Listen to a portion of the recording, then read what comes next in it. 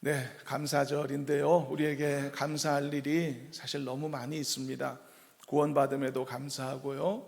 날마다 먹여주시고 입혀주시고 살려주신 것도 감사한 일이 아닐 수가 없습니다.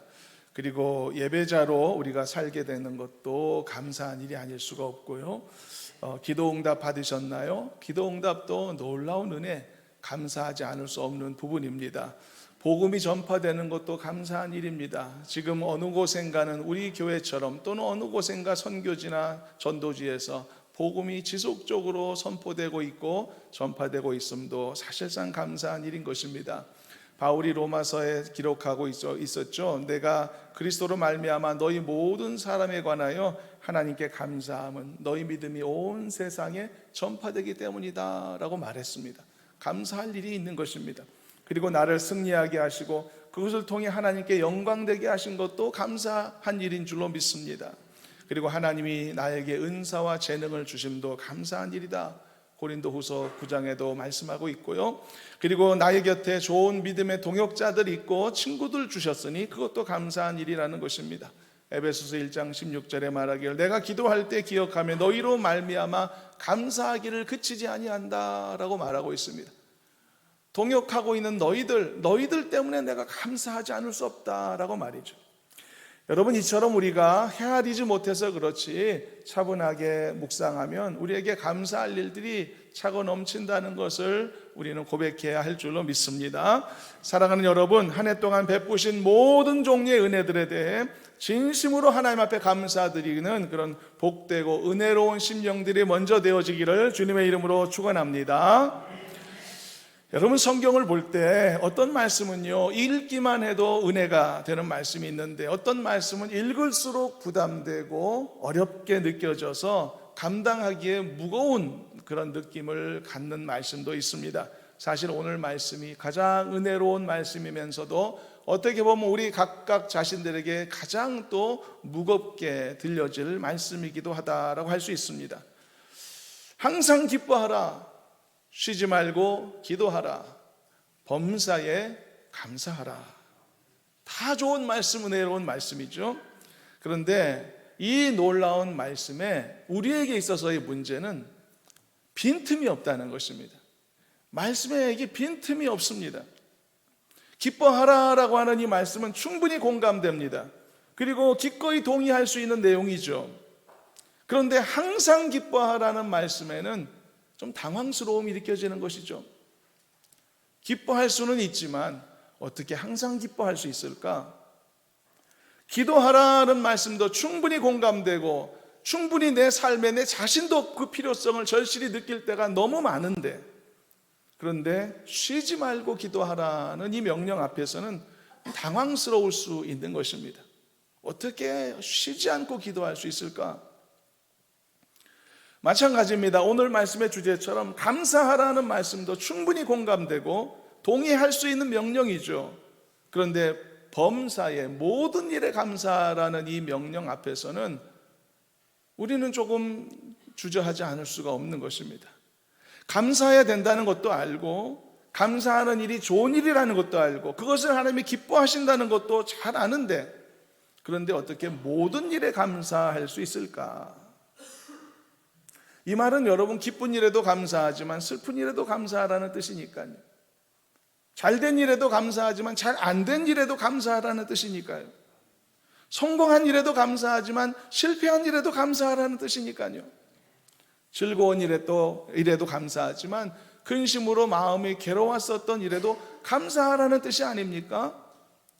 그렇다면 이 말씀은 정말 흔쾌히 받아들이기 힘든 굉장히 무거운 말씀일 수가 있는 것이죠. 또 하나의 어려움이 있습니다. 게다가 여러분, 이 말씀은 범사에 감사하라는 이것은요 현재형의 말씀인 것입니다. 그래서 훨씬 더 어렵습니다. 지나고 나서 감사하라는 이야기가 아닙니다. 바로 그것을 겪고 있는 현재 삶의 현장에서 감사해라는 그런 도전인 것입니다. 여러분, 시간이 어느 정도 지나고 나서 그것을 돌아보며 감사하는 것은 어느 정도 해볼 수 있는 도전입니다. 사람은 대체적으로 어리석어도 시간이 사람을 지혜롭게 만들 때가 많아서 지난 일에 대해서는 웬만하면 다 이렇게 정리가 돼서 긍정적으로 해석할 수 있는 그런 모습을 보여주죠. 시간이라는 게, 세월이라는 것이 내 생각을 정리해 준단 말이죠. 그래서 그리스도인들은 더더욱이 대체로 과거의 시간들에 대해서는 그리 어렵지 않게 감사로 받아들일 수 있게 됩니다. 우리 다 그렇게 살아왔습니다. 사람들은 아무리 힘든 시간을 지났다 하더라도 그 시간을 지난 후에 보면 하나의 과정으로서 큰 의미가 있었다는 것을 깨닫게 되죠. 물론 당시 그 어려움 한복판에 있었을 때는 그것을 알아차리기라는 것은 좀처럼 쉬운 일은 아닙니다. 그러나 믿음으로 인내하면서 그 어려움을 지난 후에는 자신이 경험해온 그 어려움의 의미를 비로소 알게 되고, 그리고 깨닫게 되고 인정하게 되는 것이죠. 그래서 여러분, 예수 그리스도를 제대로 믿고 있는 신실한 그리스도인들은 나이가 들어갈수록 살아온 날보다 살아갈 날이 더 줄어들게 될수록 사실 오히려 역으로 더 많이 하나님께 감사하는 사람이 되고 있는 것입니다. 왜냐하면 그것이 또한 믿음의 결과이기 때문이죠. 여러분들도 스스로를 한번 점검해 보시기를 바랍니다. 내가 나이를 잘 먹고 있는가 말이죠. 내가 잘 늙어가고 있는가, 이것을 알려면 먼저 자신을 점검할 수 있습니다. 내가 갈수록 노여움이 많아지고 불평불만이 커지고 있는지, 아니면 살아갈수록 감사할 일이 더 많아지고 있는지, 이것이 내가 나이를 잘 먹고 있는지를 정확히 보여주는 것이라고 생각됩니다. 그러나 믿음이 없는 세상 사람들은 정반대 현상을 보여주게 되죠. 나이가 들어갈수록 우리가 더 많이 평범하게 보여지듯이 살아온 날보다 살아갈 날이 줄어들어 갈수록 감사의 인생이 되지 않고 후회와 회한만이 가득한 그런 좌절의 인생이 되는 것이 일반적인 모습입니다. 원망과 정죄가 가득 쌓이는 분노하는 인생이 되는 것이죠. 왜냐하면 이것은 믿음이 없는 삶의 결과물이기 때문입니다. 근원적인 소망이 없으면 누구라도 그렇게 되고 마는 것이죠.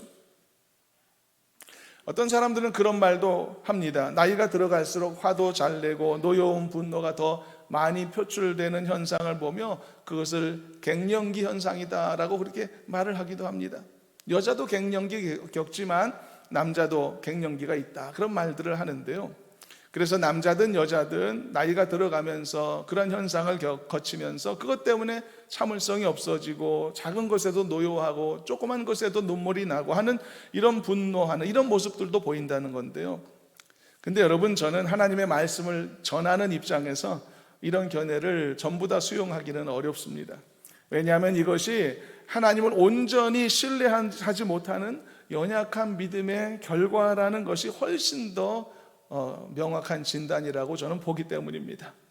물론 여러분, 호르몬의 변화로 인한 감정의 기복의 영향들이 일정 부분 있을 수 있겠죠.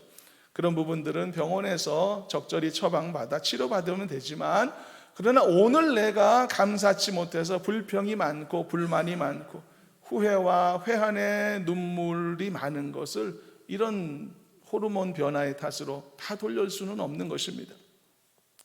그래서 우리는 범사에 감사하라라고 하는 이 말씀의 도전을 현재형으로 받아들여야만 하는 것입니다.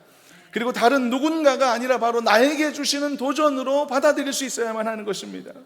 왜냐하면 우리는 이 중요한 말씀의 도전을 당장 누리지 못한 채 미래의 일로 던져버릴 수는 없기 때문이죠. 그러니까 지금 이 순간부터 감사해야 된다는 도전을 하는 것입니다. 사랑하는 여러분들도 지금부터, 이 순간부터 감사하는 사람으로 더 새롭게 변화되어지고 빚어져 가시기를 주님의 이름으로 축원합니다. 사실 지나고 나면 웬만하면 감사하게 된다고 말했지 않습니까? 그리스도인들은 더더욱 그렇게 할 수 있다고요. 시간과 세월이 우리의 삶의 의미를 정의해주고 정리해준다고 말이죠. 그러나 그때까지 이르는 시간도 아깝지 않나요, 여러분? 시간도 아깝죠. 우리가 슬픔과 번민으로 그 중간에 놓여진 시간을 그렇게 아깝게 낭비해서는 안 되지 않을까요, 여러분? 그러니까 지금 당장 감사를 누리지 못하면 나중에 감사하게 되겠지만, 나중에 하게 될 감사는 어쩌면 상처뿐인 영광이다 라고 말할 수도 있지 않겠느냐. 그래서 평생 제대로 감사 한번 해보지 못하고 한번 마음 한 번 제대로 활짝 펴보지 못하고 늘 고민과 근심거리만 안고 살다가 결국은 인생 거의 다 지난 후반기에 그제서야 돌아보며 지나온 일들에 대한 하나님의 은혜를 고백하고 다 감사할 일이었구나 라고 고백한다면, 모르겠습니다 여러분. 그것도 그나마 참 다행스러운 일이라 할 수 있겠지만 저는 별로 추천하고 싶지 않은 모습입니다. 사랑하는 여러분, 지금부터 감사하시기를 바랍니다. 지금부터 감사의 축복 속에 살아가시기를 바랍니다. 그래서 지금부터 마음의 천국 속에 살아가시는 은혜가 있기를 간절히 소망합니다. 그래서 하나님은 우리에게 그래서 항상 기뻐하라고 말씀하신 것이고 범사에 감사하라고 명령하셨던 것입니다. 자, 그렇다면 정말 범사에 감사할 수 있으려면 무엇이 필요할까? 범사에 감사한다는 것은 무슨 의미일까요? 이제 오늘 말씀의 주제를 한마디로 요약하겠습니다. 범사에 감사한다, 즉 모든 일에 감사한다는 것은요, 결과를 신뢰하는 것을 의미합니다. 결과를 신뢰하는 것이죠. 바꾸어 말하면 결과를 신뢰하는 사람만이 범사에 감사할 수 있다는 뜻입니다. 사람들은요, 범사에 감사라는 이 명령을 받으면서 어려워하고 힘들어하는 이유가 단지 주어진 현실에 한정해서 적용하는 습성을 갖기 때문이죠. 그러니까 정말 어렵게 느껴지죠. 그래서 어떻게 모든 일에 감사하란 말이냐, 볼멘 소리가 나오는 거죠. 어떻게 실패해도 감사하란 말입니까? 어떻게 부끄러운 일을 당했는데도 감사하란 말입니까? 어떻게 질병해도 감사하란 말입니까? 다 일리가 있습니다. 사실 이렇게 어려운 일에도 어떻게 감사할 수 있을까요? 나의 이 슬픈 감정을 억지로 억제해서 감사하라는 이 포장지에 이렇게 우겨 넣으라는 말인가? 내 속에 어쩔 수 없이 요동치는 이 슬픔의 감정, 이 불안감들을 이 가면이라도 써서 단지 그렇지 않은 척 그렇게 감추고만 살으란 말인가?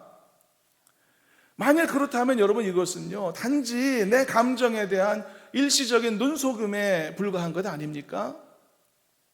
과연 그런 것을 하나님이 요구하신 것일까요? 어떤 부모는요, 자식이 그 앞에서 질질 짜고 슬퍼하면 내 앞에서 그러지 말고 방에 들어가서 울어라, 그렇게 말을 하기도 합니다. 왜냐하면 부모도 그런 모습을 지켜보는 것이 괴롭고 싫으니까. 그래서 문제도 해결해 주지 않고 그냥 내 눈앞에서 그렇게 울지 말라, 그런 부모들도 있단 말이죠. 물론 여러분, 부모가 때로는 자식의 그 괴로움을 해결해 줄 능력이 없을 때가 많습니다. 그래서 그런 상황 자체가 부모 자신에게도 괴롭고 힘든 경우 그렇게 말할 수도 있을 것 같습니다. 내 눈앞에서 울지 마, 내 눈앞에서 힘든 모습을 보이지 마, 나도 어려워, 나도 힘드니까. 하나님도 그런 마음이실까요? 그래서 항상 기뻐하고 감사하라고 그렇게 말씀하시는 것일까요? 너의 슬픔과 너의 고통과 너의 어려움의 감정을 내 눈앞에서 보이지 말으라고, 감사로 포장해서 보여주지 말으라고 말씀하시는 것일까요? 나 힘들게 하지 말라고? 그렇다면 여러분, 내 감정은요, 슬픔과 원망으로 가득할 수밖에 없는데 범사에 감사하라고 하시니 억지로 그렇게 해보겠다라고 하는 나의 노력, 이것은 믿음의 행위로 보여진다기보다 어떻게 보면 자신의 감정을 스스로 속이고자 하는 것 아닐까? 그렇다면 내 감정도 다 속이라고 하나님이 말씀하시는 것일까? 여러분, 내 감정은 하나도 감사함이 없는데 억지로 감사해 보려고 하는 것, 이것은요, 물론 말씀을 실천해 보겠다라고 하는 그런 가상함으로는 칭찬받을지 모릅니다. 그러나 그것은 내 감정을 근본적으로 바꾸지 못한 채 이루어지는 임시 방편에 불과한 것이죠. 우리가 잘 알듯이 말이죠. 그래서 그런 방법은 오래 가지 못합니다. 잠깐 감사는 가능합니다. 그러나 항상 감사는 힘들고 범사 감사도 불가능한 것이죠. 그런 임시 방편조차도 하나님 앞에서 무의미한 것은 아닙니다. 그러나 그것이 우리가 바라야 하는 최선의 모습은 아니다는 말씀을 하고 싶은 것입니다. 우리가 이 자리에서 하나님 앞에 감사합시다 라고 이렇게 선포하고, 우리가 찬송도 감사 찬송으로 하나님 앞에 올리고, 또 찬양대 찬양을 우리가 듣고 그렇게 했습니다만, 우리 마음은 감사치 못한 상태가 있을 수가 있겠죠. 그럼에도 불구하고 애써서 우리는 노력하고 있는 경우가 얼마나 많이 있을까요? 그래도 감사해야지, 그래도 하나님 앞에 영광 돌려야지, 감사절인데. 그것도 의미가 있죠. 하나님이 그 노력도 가상한 노력 받으실 수 있단 말입니다. 그러나 최선의 방법은 아니라는 것이죠. 그렇다면 어떻게 하면 될까요? 왜 하나님은 범사에 감사하라고 말씀하셨을까요? 자, 여러분, 이제 정답을 말씀합니다. 오늘 나에게 때로는 고난과 어려움이 있다고 할지라도 그런 것 관계없이 모든 이들에게 모든 것에 감사하라고 하시는 이 하나님의 명령이 가능한 것은 그 고난 자체를 감사하라는 게 아닙니다. 그것은 고난을 통해서 주어질 결과들을 신뢰하라는 이야기입니다. 그리고 그것에 감사하라는 말씀을 하고 있는 것입니다. 이것이 범사에 감사하는 비결인 것입니다. 이것이 자신의 감정을 애써 속이지 않고서도 얼마든지 진짜 감정으로서 하나님 앞에 지금 어려운 이 순간에도 영광 돌리고 찬송할 수 있는 놀라운 비결인 것입니다. 고통에도 감사하라는 뜻은 고통 자체를 기뻐하라는 게 아닙니다. 고통을 즐기라는 것도 아닙니다. 내가 고통스러운데 어떻게 그것을 기뻐할까요? 어떻게 그 순간을 즐거워합니까? 그럼에도 불구하고 기뻐하고 감사하라 말씀하시는 것은 그 고통을 통해서 하나님이 나에게 주실 결과들을 신뢰하라는 것입니다. 그래서 그것을 기대하며 이 순간에도 감사하라는 말씀을 하는 것입니다. 여러분, 이 감사의 공식을 배우는 은혜가 있기를 축복합니다. 그래서 모든 일에 하나님이 이루실 선한 결과를 신뢰하는 성도가 되시기를 주님의 이름으로 축원합니다. 그래서 비로소 모든 일에 관하여 나중에 감사하는 게 아니라 지금부터 감사하는 은혜를 누리며 살아가는 행복하고 평안함을 누리는 지혜로운 성도가 되기를 간절히 소망합니다.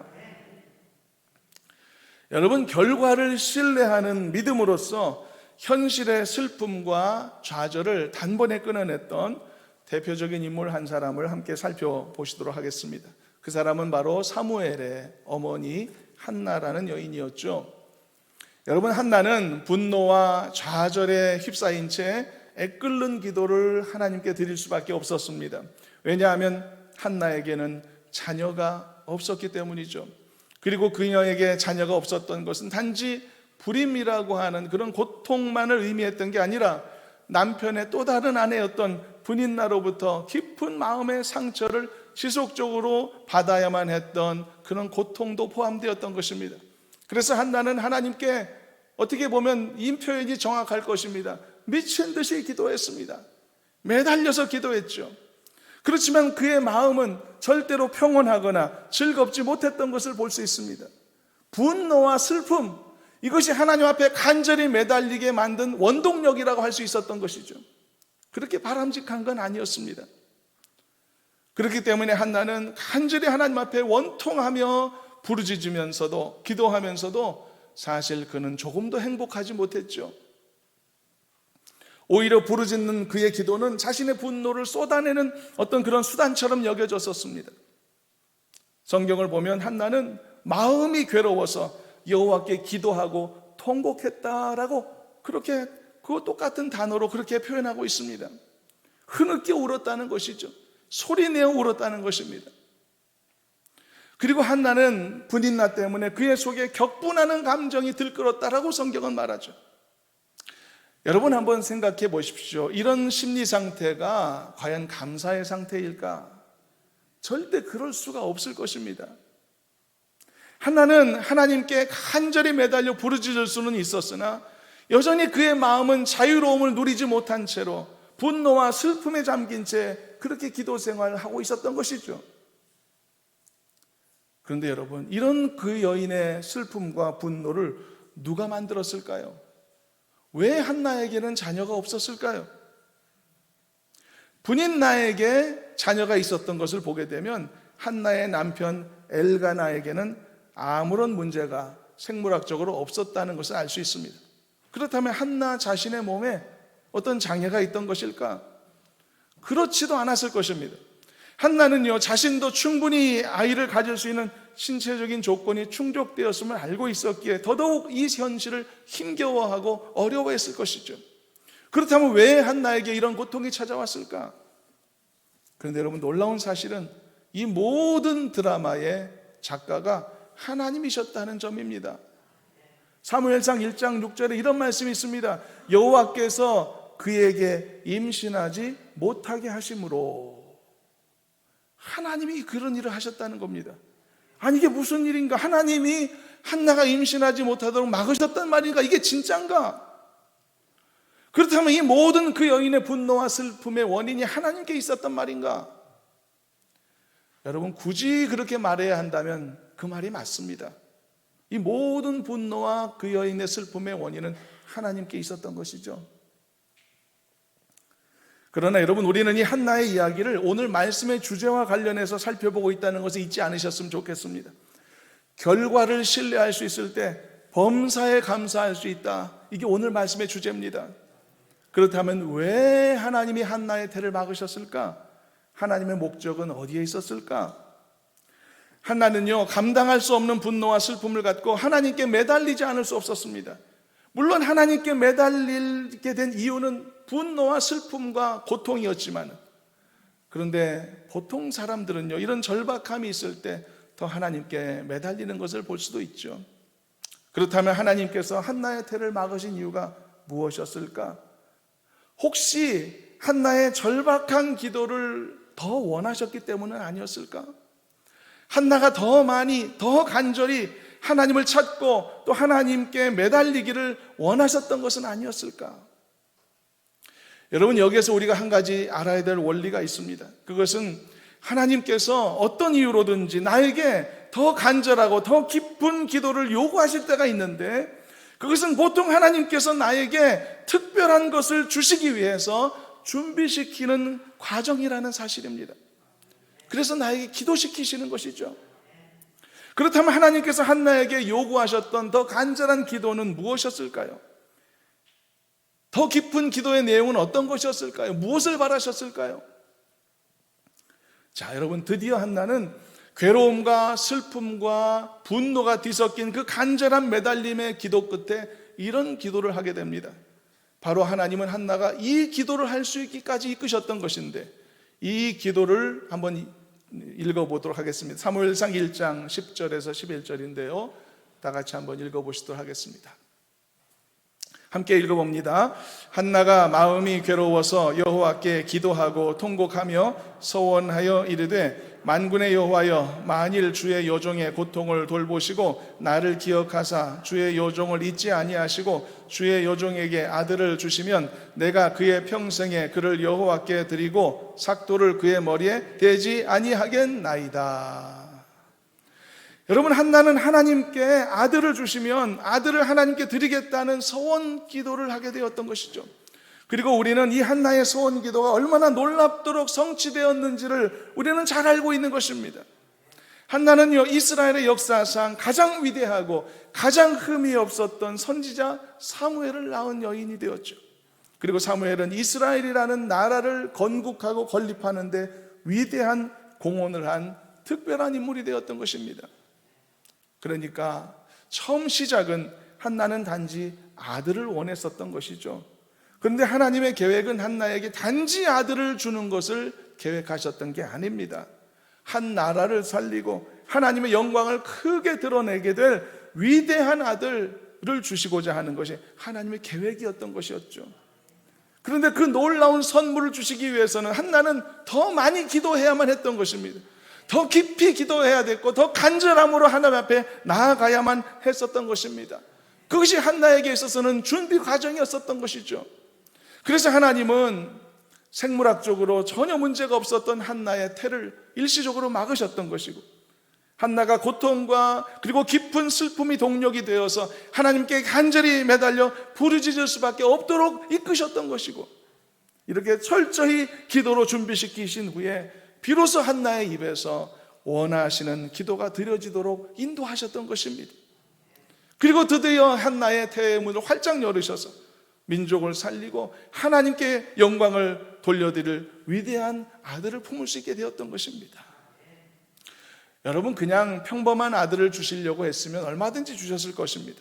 그러나 하나님은 한나에게 위대한 아들을, 하나님의 거룩한 역사를 이어갈 이 징검다리에서 중요한 역할을 감당할 그런 존재를 그 한나에게 허락하시려는 마음이 있으셨기 때문에 한나는 더 많이 기도해야 하는 수고를 했었던 것이고, 더 절박하고 더 간절할 수밖에 없는 그런 과정을 겪었다는 이야기입니다.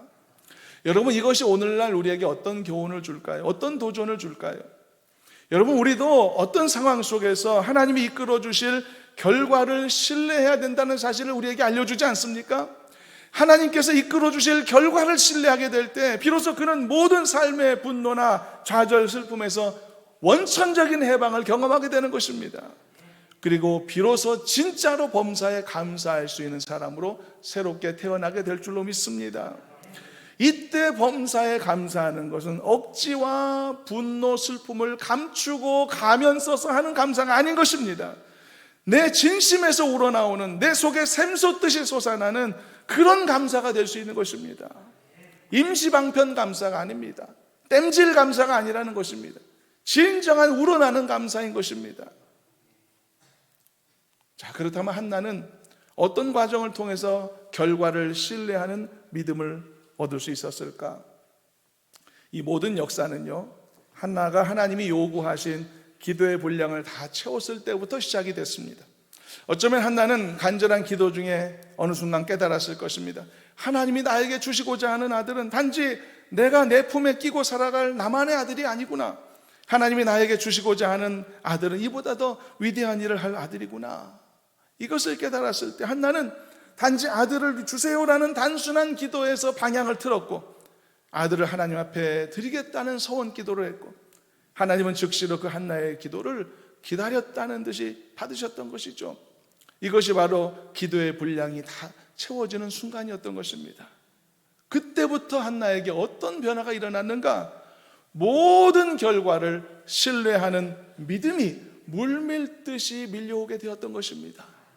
엄청난 변화, 오늘 말씀의 주제와 맞닿은 엄청난 변화가 한나에게 이루어졌던 것입니다. 그래서 여러분, 그것 성경을 보면 그때부터, 그 순간부터 하나님께서는 한나에게 놀라운 평온함을 주십니다. 옛날에는 고통과 분노로 잠을 못 이루었지만 이제는 평온함을 주시죠. 그리고 한나는 당시 엘리 제사장의 그 가벼운 한마디의 축복만으로도 충분할 만큼 하나님이 주실 축복을 의심치 않은 강한 믿음의 사람으로 변화될 수 있었던 것입니다. 어쩌면 엘리 제사장이 그 당시에 평안히 가라, 너 기도를 응답하실 것이다, 어떻게 보면 편하게 할 수 있는 말씀이었을지도 모릅니다. 그러나 한나는 그 말씀을 붙잡을 수 있었던 것이고, 그 붙잡은 말씀으로 삶의 평안과 심령의 그 안식을 그때부터 누릴 수 있게 되었단 말이죠. 엄청난 변화인 것입니다. 결과를 신뢰할 수 있는 사람으로, 그런 믿음의 사람으로 변화된 것이죠. 사무엘상 1장 17절 18절 한번 읽어보면서 그 상황을 함께 한번 보시길 바랍니다. 함께 17절부터 읽어봅니다. 엘리가 대답하여 이르되 평안히 가라, 이스라엘의 하나님이 네가 기도하여 구한 것을 허락하시기를 원하노라 하니 이르되 당신의 여종이 당신께 은혜 입기를 원하나이다 하고 가서 먹고 얼굴에 다시는 근심빛이 없더라. 할렐루야. 저는 이런 변화가 여러분들에게 있기를 소망합니다. 이런 놀라운 변화가 여러분들의 심령 가운데 일어나기를, 이런 기적이 있기를 주님의 이름으로 축원합니다. 한나는 약속된 아들을 출산한 후에 근심에서 자유한 게 아닙니다. 결과를 신뢰하는 믿음을 가진 그 순간부터 이 근심에서 자유하게 된 것입니다. 그 순간부터 행복하고 감사한 사람으로 변화된 것입니다. 이것이 오늘 말씀의 도전인 것입니다. 말씀을 정리해 보겠습니다. 어떻게 우리가 범사에 감사할 수 있을까? 바로 결과를 신뢰하는 믿음을 가질 때 오늘 우리는 지금 당장이라도 범사의 모든 일에 감사하는 행복한 심령을 갖게 될 줄로 믿습니다. 이런 믿음의 소유자들이 다 되시기를 간절히 소망합니다. 그래서 여러분, 나중이 아니라 바로 지금부터 감사의 축복을 누릴 수 있으면 좋겠습니다. 이미 말씀했지 않습니까? 나중에는 웬만하면 다 감사할 수 있다고요. 그리스도인들은 더더욱 그렇다고요. 지나온 것이다 하나님의 은혜라고 하는 사실은 나중에 반드시 다 고백할 수 있는, 고백하게 되는 그리스도인들의 고백이라고요. 웬만하면 다 그렇게 됩니다. 그러나 그것도 참 큰 은혜죠. 그러나 하나님의 바람은, 오늘 말씀의 도전은 지금부터 그렇게 하자는 것입니다. 지금 이 순간, 오늘부터 그 감사의 은혜를 누리고 살자는 이야기인 것입니다. 그러기 위해서 뭐가 필요한지 우리가 살펴본 거죠. 결과를 신뢰하는 믿음을 갖자는 것입니다. 결국은 다 선하게 인도하실 것이고, 결국은 하나님의 깊은 뜻이 있어서 그 선한 뜻을 이루어 주실 것이라는 그 강력한 믿음을 갖고서 오늘부터 감사하는 사람이 되도록 하자. 이것이 오늘 말씀의 도전이었습니다.